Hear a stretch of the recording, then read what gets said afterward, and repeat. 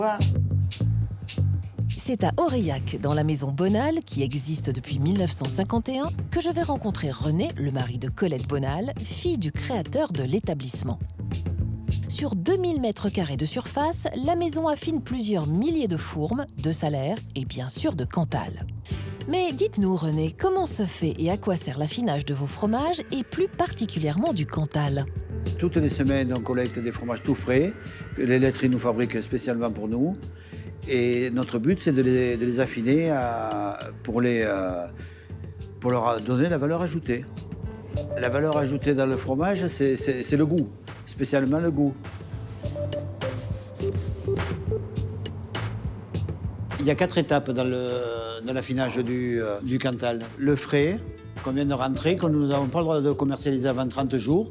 Après, vous avez le jeune, qui est de 30 jours à 60 jours. Vous voyez qu'il commence à former la robe. Et après, on saute de 60 jours, on saute à 90 jours. Vous voyez que la robe est plus fleurie et il est un peu plus typé en goût. Et de 90, on peut aller jusqu'à 210 jours en Cantal. Ce qui veut dire qu'on a l'ampleur des goûts. Et de 210 jours à 240 jours, on a le vieux. Alors là, c'est vraiment fait pour un amateur. Et là où il dégage tous ses arômes. Donc, si je comprends bien, affiner du Cantal, c'est lui donner du goût.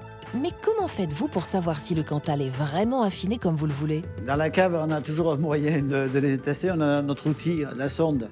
Les jeunes, je vous dirais, on ne les teste pas à l'œil, on le voit. On n'a pas trop besoin de les sonder.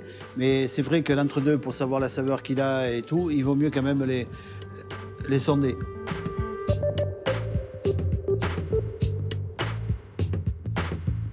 Vous voyez, ce qu'on cherche, c'est le maillet de la pâte.